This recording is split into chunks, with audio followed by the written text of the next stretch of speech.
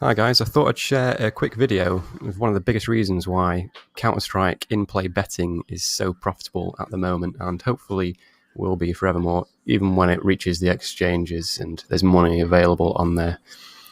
As you know, at the moment you can only really bet with bookmakers, but that's not a problem because they're getting the prices so wrong. So I've got a YouTube clip up here of SK Gaming versus Ninjas in Pyjamas. The game's just about to start. It's the final. It was from IEM Oakland 2016. You can tell it's 0-0 currently, 3 seconds before the game starts when I'm about to play the video, and it's the pistol round.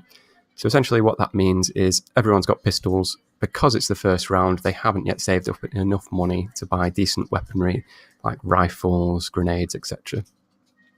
So the odds, although I haven't got a video of the odds from this event, I can pretty much tell you how they move. We'll just go ahead and play this now. SK Gaming versus Ninjas in Pyjamas. This map decides it all.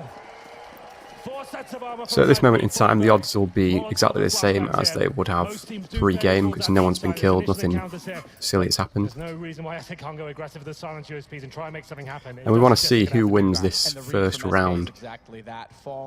And just before that, you might have wanted to make your own kind of prediction as to who's going to win, or had a look at the statistics of both teams and seen how well they played on this map, which is Cobblestone. Does burn fur, then takes down Taco immediately after. It's not a soft shell Taco anymore. He's been crisped up quite Bit of a messy one here. One player left for SK Gaming. Headshots required on that USP, and look how close Exist is getting. Headshots required. Far range. He's got Freiburg as well. Look for the second. Right, so Ninjas in Pyjamas have won the first round.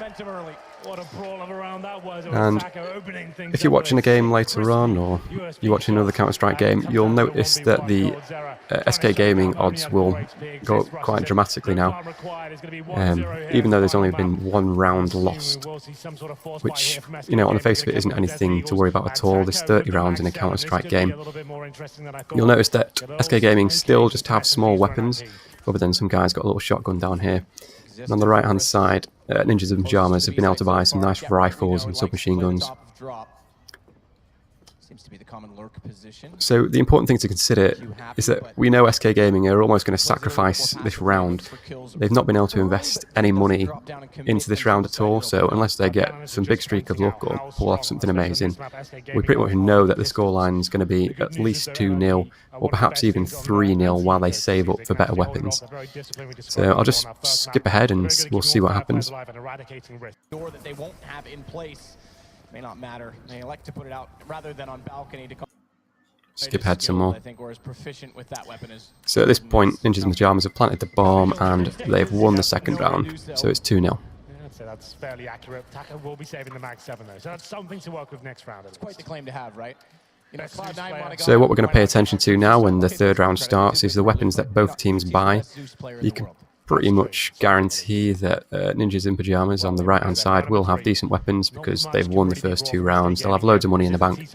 And as we can see on the left, SK Gaming are still pretty poor. They're saving up for the third round, or the fourth round, sorry, so they can buy rifles. There's no point in them just keep on buying small weapons and losing them and never building up a decent economy.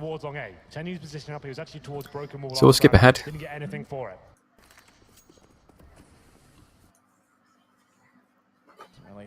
Have much options. We're going to be so yeah, Ninjas in Pyjamas, they've only got one guy left to kill on the SK Gaming side. So you can pretty much guarantee that the SK Gaming odds will have thrifted up quite significantly. Let's say, for example, if the SK Gaming started off at decimal odds of 1.3, they might be around evens now, which is ridiculous, quite frankly. So now would be a perfect time to back SK Gaming if you think they've got a strong chance of winning the map, purely because you can see they've got about 5,000 per player, and at this point in time they're going to start buying big rifles, and they'll have the utilities such as grenades to pull off some nice strategies. So you should be able to basically back SK at some pretty high odds compared to the pre-match odds.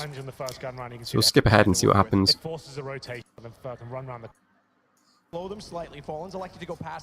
They've lost a player so far. I'll skip too far, but you can see that SK Gaming won that round because they could save up for the bigger weapons. So your bet would already be in profit by this point. rotate back into the same position though.